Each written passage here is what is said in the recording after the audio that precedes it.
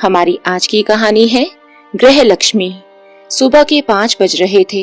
रोजाना की तरह अलार्म सुनकर पार्वती की आंख खुल गई, लेकिन उसका उठने का बिल्कुल मन नहीं था। रात को सोने में बहुत देर जो हो गई थी।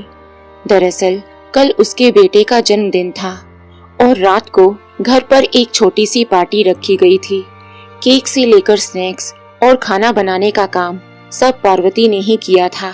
उसके सास ससुर को बाहर का खाना नहीं सुहाता था, इसलिए उसके पति रोहित ने उसे सारा खाना घर पर ही बनाने को कह दिया।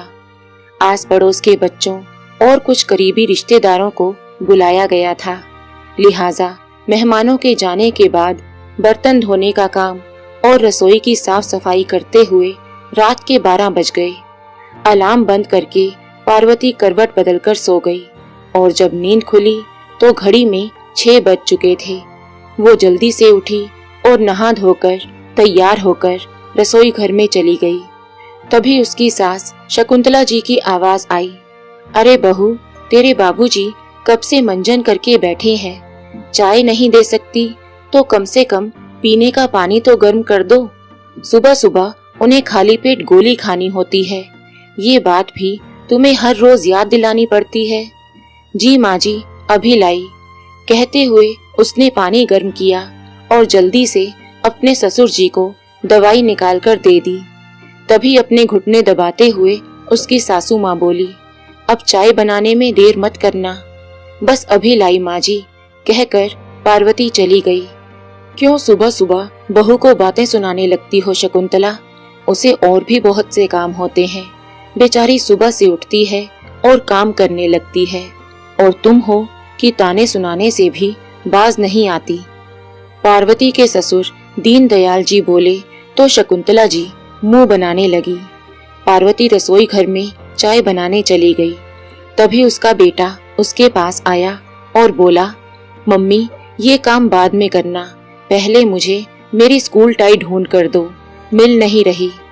अरे बेटा, स्कूल से लौटकर संभाल कर क्यों नहीं रखते अपनी चीजें, कहते हुए पार्वती टाई ढूंढने जा ही रही थी कि बाहर से दूध वाले की आवाज आई। जल्दी से बेटे को टाई पकड़ाकर पार्वती भगोना लिए दूध लेने पहुंच गई तो दूध वाला बोला, क्या मैडम जी, थोड़ा जल्दी जल्दी आया करो, मुझे और भी जगह जाना होता है।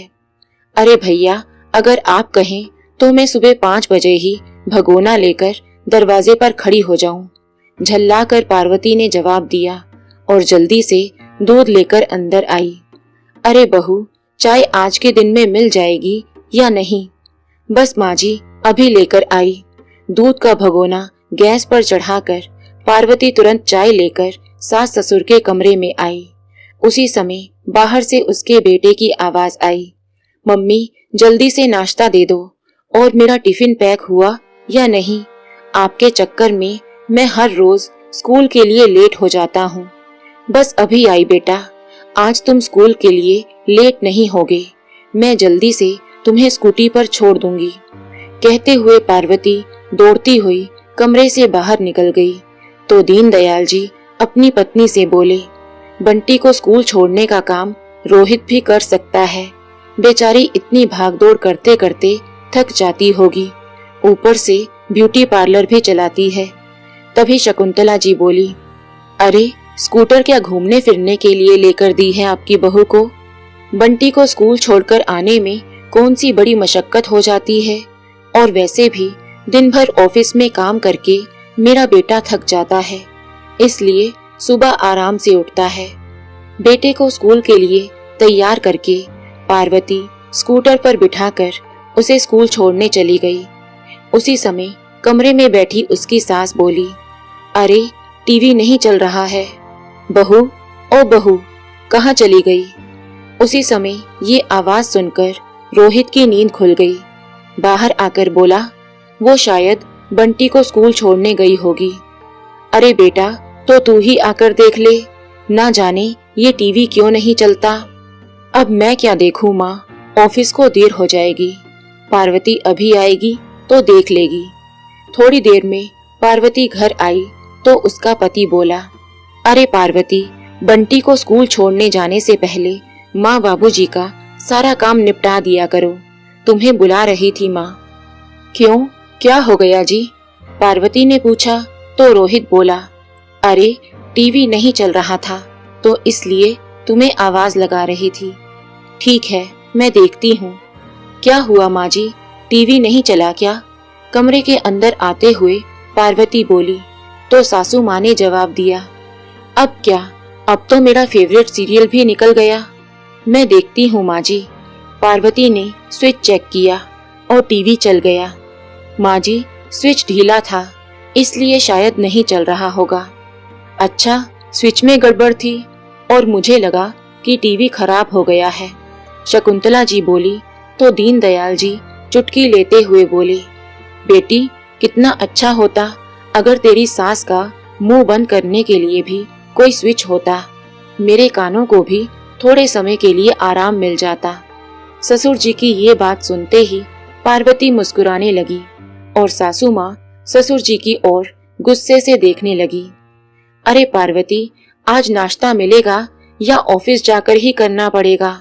बाहर से रोहित की आवाज आई। सब्जी तैयार है, बस पराठे बनाने बाकी हैं, कहते हुए पार्वती रसोई घर की ओर दौड़ी तो रोहित नाराज होते हुए बोला, क्या पार्वती, मैं नहा धोकर तैयार भी हो गया लेकिन तुमसे अभी तक नाश्ता भी तैयार नहीं किया गया। जल्दी से हाथ चलाते हुए पार्वती ने पराठे तैयार किए और नाश्ते की थाली रोहित के सामने रख दी। पहला निवाला मुंह में लेते ही रोहित बोला, पार्वती, सारे दिन में तुम्हारे पास एक ही काम होता है, वो भी तुमसे ढंग से नहीं हो पाता। बिल्कुल फीकी सब्जी बनाई है। अरे वो माँ बाबूजी तीखा खाना नहीं खाते ना, इसलिए मैंने मसाले कम डाले थे। रहने दो तुम, मैं ऑफिस जाकर खाना खा लूंगा। ऐसा कहते हुए रोहित खाने की मेज से उठ गया और बिना खाना खाए ऑफिस चला गया। सास ससुर का नाश्ता निपटाकर पार्वती ने कपड़े धोने की मशीन लगा दी और कपड़े धोकर सुखाने के लिए छत पर चली गई। उसे छत पर देखकर उसकी पड़ोसन भी ऊपर आ गई और बोली, पार्वती, शोरूम पर सेल लगी है, चल कपड़े खरीद कर ले आते हैं। अभी ये बात चल ही रही थी कि शकुंतला जी की आवाज आई, बहू, ओ बहू, यहाँ तो आना जरा। सासू माँ की आवाज सुनकर पार्वती ने पड़ोसन से कहा, आज तो बाजार जाना नहीं हो पाएगा, घर पर भी काम है और शादियों का सीजन चल रहा है ना, तो ब्यूटी पार्लर में भी कोई ना कोई कस्टमर आया रहता है। कपड़े सुखाकर पार्वती नीचे लौटी तो शकुंतला जी बोली, बहू, घुटनों में बहुत दर्द हो रहा है, कोई मरहम तो लगा देना। पार्वती जल्दी से गई और मरहम लेकर आई। सासू माँ के घुटनों पर मरहम लगाते हुए घड़ी की तरफ नजर पड़ी तो बंटी के आने का समय भी हो गया था। स्कूल से आते वक्त पार्वती के पीछे स्कूटर पर बैठे हुए बंटी ने कहा, मम्मी, कल साइंस और गणित का टेस्ट है तो आज प्लीज मेरी तैयारी करवा देना। ठीक है बेटा, घर पहुंचकर यूनिफॉर्म बदलकर खाना खा लेना, मैं तुम्हारी तैयारी करवा दूंगी। घर पहुंचकर पार्वती ने बंटी को खाना दिया तो बंटी बोला, मम्मी, मुझे ये सब्जी पसंद नहीं, मेरे लिए पाव भाजी बना दो। अरे क्या खराबी है इस सब्जी में, कल ही तो तुम्हारे कहने पर घर पर सांभर डोसा बनाया था, अब हर रोज तो तुम्हारे लिए तरह तरह की चीजें नहीं बना सकती ना। माँ की बात सुनकर बंटी बुझे मन से अपने कमरे में चला गया और पापा को फोन करके बाजार से पाव भाजी लाने को बोल दिया। थोड़ी देर में उसके ब्यूटी पार्लर में कस्टमर्स भी आ गए तो पार्वती उनकी थ्रेडिंग और वैक्सिंग करने में व्यस्त हो गई। तभी उसके मोबाइल की घंटी बज उठी। रोहित का फोन था। फोन उठाते ही रोहित बोला, क्या पार्वती, बंटी बाहर की पाव भाजी खाने की जिद कर रहा है, तुम घर पर सारा दिन बैठी रहती हो तो कम से कम बच्चे की पसंद की चीज तो बना दिया करो। और हाँ, एक बात और, आज शाम को मेरे कुछ दोस्त घर पर आएंगे तो उनके लिए कुछ बढ़िया से स्नैक्स बनाकर रखना। ऐसा कहकर रोहित ने फोन रख दिया। जल्दी जल्दी अपना सारा काम निपटाकर पार्वती शाम की तैयारी करने लगी और रोहित और उसके दोस्तों के आने से पहले गर्मा गर्म समोसे और पकोड़े बनाकर तैयार कर दिए। सब लोग आपस में बातचीत करने में मशगूल थे। तभी रोहित बोला, क्या बताएं यार, आजकल महंगाई इतनी बढ़ गई है कि खर्चे भी पूरे नहीं होते। उसी समय पार्वती चाय और समोसे लेकर अंदर आई तो रोहित का एक दोस्त बोला, कुछ भी मत बोल यार, भाभी जी भी तो घर खर्चे में तुम्हारी मदद करती होंगी, ब्यूटी पार्लर में भी अच्छी कमाई हो जाती होगी। क्या खाक मदद करती है, ये अपर लिप्स और आईब्रो बनाने से अगर घर चलने लगा तो हो गया काम हमारा। पति की ये बात सुनते ही पार्वती का कलेजा धक से रह गया। उसे ऐसा लगा जैसे किसी ने उसके आत्मसम्मान की धज्जियां उड़ा दी हों। अरे पार्वती, कुछ पकोड़े तो ले आना, कहते हुए रोहित फिर से अपने दोस्तों के साथ बातचीत करने लगा। अपने आंसुओं को बड़ी मुश्किल से छिपाकर वो रसोई घर में जाकर पकोड़े लेकर आई और सबको सर्व करने लगी। फिर वापस रसोई घर में आकर सब्जी बनाने लगी। उसकी आंखों से लगातार आंसू बह रहे थे।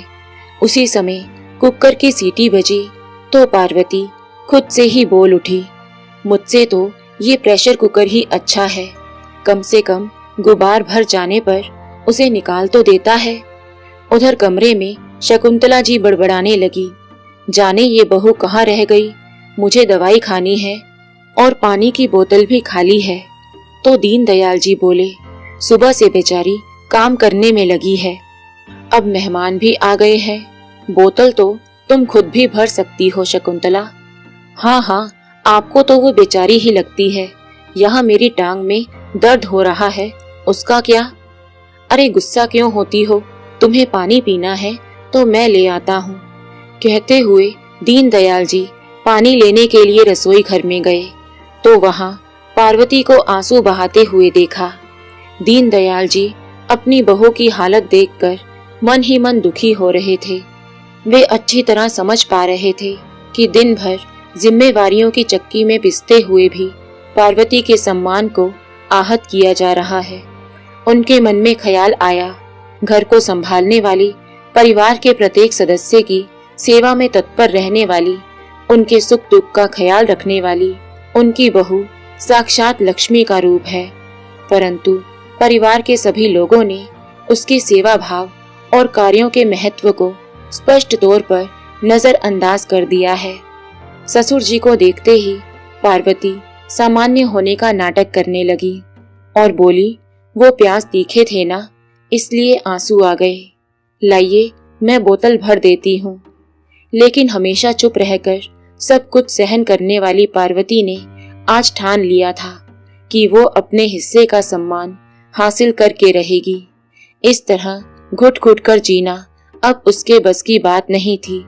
सारा काम निपटाकर 10 बजे पार्वती अपने कमरे में गई और रोहित से बोली, सुनिए, मैं सोच रही हूँ कि 1 महीने के लिए अपने मायके चली जाऊं। 1 महीने के लिए? पार्वती की बात सुनकर रोहित चौंक कर बोला, लेकिन क्यों? मुझे ब्रेक चाहिए। तुम्हें ब्रेक चाहिए? रोहित हंसते हुए बोला।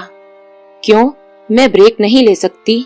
पार्वती ने गुस्से से कहा तो रोहित बोला, मतलब तुम काम थोड़ी ना करती हो, घर पर ही तो रहती हो सारा दिन। ठीक है, तो मुझे घर पर रहने से ही ब्रेक चाहिए। मायके जाकर कुछ दिनों के लिए अपनी जिंदगी अपने हिसाब से जीना चाहती हूँ, घूमना चाहती हूँ, शॉपिंग करना चाहती हूँ, जो मन कहता है वो सब करना चाहती हूँ। कहते हुए पार्वती की आंखों में आंसू आ गए। किसी ने कुछ कह दिया क्या तुमसे? क्यों, मैं ब्रेक नहीं ले सकती क्या? मैं थक गई हूँ, कुछ दिनों के लिए मुझे सारे काम से छुट्टी चाहिए। सुबह से शाम तक काम करती हूँ, सबके आराम का ध्यान रखती हूँ, कोई पलट कर ये तक नहीं पूछता कि तुमने खाना खाया या नहीं, आराम किया या नहीं। आज मैं ब्रेक की बात कर रही हूँ तो आप मुझसे सवाल पर सवाल कर रहे हैं। पार्वती का गुस्सा फूट पड़ा। अरे लेकिन घूमने फिरने और शॉपिंग के लिए तुम्हें कम से कम 15-20 हजार रुपए तो चाहिए होंगे, लेकिन मेरे पास इतने पैसे नहीं हैं। पैसे नहीं चाहिए मुझे, अपर लिप्स और आईब्रो करके चाहे आपके घर का खर्च ना निकाल सकूं, लेकिन इतने पैसे हो गए हैं मेरे पास कि मुझे आपके सामने हाथ ना फैलाने पड़े। अरे तुम उस बात पर नाराज हो? मैंने तो मजाक में कह दिया था। लेकिन मैं मजाक नहीं कर रही और ये बात मजाक की है भी नहीं। पार्वती गुस्से से बोली और करवट बदलकर सो गई। अगले दिन सुबह जब पार्वती रसोई घर में नाश्ता बना रही थी तो रोहित उसके पास आया और बोला, नाश्ता बहुत अच्छा बनाया है पार्वती। लेकिन पार्वती कुछ नहीं बोली। फिर झिझकते हुए रोहित बोला, वो पार्वती जो कल रात को तुम बात कर रही थी। अभी रोहित कुछ कहने ही लगा था कि पार्वती बोली, मुझे परसों सुबह ही निकलना है। फिर रोहित किचन से बाहर निकला और अपने बेटे को देखते हुए बोला, अरे जल्दी से ब्रेकफास्ट फिनिश करो, मैं तुम्हें स्कूल छोड़कर आता हूँ। लेकिन पापा, मुझे तो मम्मी छोड़ने जाती है ना, बंटी बोला। क्यों, पापा नहीं छोड़ सकते क्या? रोहित ने कहा तो उसका बेटा हैरान हो गया। शाम को रोहित के ऑफिस से आ जाने के बाद पार्वती ने अपने सास ससुर को भी बता दिया कि वो अपने मायके जाना चाहती है। तो उसके ससुर जी बोले, ठीक है बेटा, अगर तुम जाना चाहती हो तो हम तुम्हें रोकेंगे नहीं। तभी उसकी सासू माँ बोली, लेकिन घर कौन संभालेगा? माँ जी, बस 1 महीने की ही तो बात है। वैसे भी मैं इस घर में कोई इतना इम्पोर्टेंट काम तो नहीं करती हूँ जो पीछे से घर का काम रुक जाएगा, और 1 महीने बाद तो मैं आ ही जाऊंगी। इतना कहकर पार्वती रसोई घर में चली गई। तभी बंटी बोल उठा, लेकिन ब्रेकफास्ट कौन बनाएगा? मेरा टिफिन कौन पैक करेगा? और मेरा होमवर्क वो कौन करवाएगा? मेरे तो एग्जाम भी शुरू होने वाले हैं। फिर दीनदयाल जी कुछ सोचकर बोले, मुझे चाय कौन पिलाएगा? मेरी दवाइयों का ध्यान कौन रखेगा? सहसा शकुंतला जी के मुंह से भी निकला, घर की साफ सफाई, कपड़े, बर्तन, ये सब कौन करेगा? सोचते सोचते सब लोग एक दूसरे की तरफ देखने लगे। अगली सुबह हुई तो पार्वती हमेशा की तरह काम में व्यस्त थी और घर के बाकी सब लोग हॉल में बैठे थे। पेपर पेन उठाकर रोहित आगे का हिसाब लगाने लगा। रोटी सब्जी बनाने के लिए कुक लगाना पड़ेगा, घर की साफ सफाई के लिए भी मेड को कहना पड़ेगा, बर्तन धोने के लिए अलग से बाई रखनी पड़ेगी, और कपड़े धोने और इस्त्री करवाने का काम धोबी से करवा लेंगे। अचानक बंटी ने कहा, लेकिन पापा, मेरी पढ़ाई के लिए भी तो ट्यूशन रखनी पड़ेगी। पहले तो मम्मी ही पढ़ा देती थी। फिर शकुंतला जी झिझकते हुए बोली, और मेरी टांगों की मालिश के लिए भी कोई? ये सुनकर रोहित सिर पकड़कर बैठ गया और बोला, कम से कम 25 से 30 हजार रुपए का खर्चा है। तो दीनदयाल जी बोले, बेटा, ये पैसे तुम्हारी आधी सैलरी के बराबर हैं, और हमारी बहू पूरे महीने में इतने पैसे बचा लेती है और ब्यूटी पार्लर से कमाती है, सो अलग। ये बात सुनकर रोहित को आत्मग्लानि का एहसास होने लगा। वो पार्वती के पास आया और बोला, हम सबकी तरफ से मैं तुमसे माफी मांगना चाहता हूँ। मुझे कोई एहसास ही नहीं था कि तुम हम सबके लिए इतना कुछ करती हो। मुझे तो लगता था कि इस घर को सिर्फ मैं चलाता हूँ, लेकिन सच्चाई तो यही है कि तुम्हारे बिना इस घर का एक तिनका भी नहीं हिल सकता। लेकिन मैं तुम्हें जाने से रोकूंगा नहीं। पहले ही हम लोग तुम्हारे साथ बहुत ज्यादा अन्याय कर चुके हैं। अब तुम जैसा चाहती हो वैसा ही होगा। काम निपटाकर पार्वती अपनी सासू माँ के कमरे में गई और कौन सी दवाई कब खानी है उन्हें सब कुछ समझा दिया। रात तक उसने अपना बैग भी पैक कर लिया था। सुबह बंटी को तैयार करने के बाद पार्वती जब बस स्टैंड जाने के लिए ऑटो में बैठने लगी तो सब लोगों का दिल भर आया, क्योंकि पार्वती पहले जब भी मायके जाती थी तो केवल 1 या 2 दिनों के लिए ही जाती थी। अब 1 महीना पार्वती के बिना घर कैसे चलेगा, ये सोचकर सब परेशान थे। सब लोग अपना ख्याल रखिएगा, ऐसा कहते हुए पार्वती ऑटो में बैठकर चली गई। नाश्ता बनाने के लिए शकुंतला जी रसोई घर में गई तो पसीने पसीने हो गई। बंटी को स्कूल जाना था और रोहित को ऑफिस, इसलिए पहले नाश्ता तैयार करके उन्हें दिया। लेकिन पार्वती के बिना ना तो बंटी को खाने की भूख थी और ना ही रोहित को। खाना अधूरा छोड़कर वे दोनों खाने की मेज से उठ गए। दीनदयाल जी ने भी उदासी भरे स्वर में खाना खाने से मना कर दिया। सब लोगों को पार्वती के बिना घर काटने को दौड़ रहा था। सब लोगों के होते हुए भी घर में एक सूनापन फैल गया था। चलो बंटी, तुम्हें स्कूल छोड़ देता हूँ, कहते हुए रोहित ने जैसे ही दरवाजा खोला तो देखकर हैरान हो गया। उसके सामने पार्वती खड़ी थी।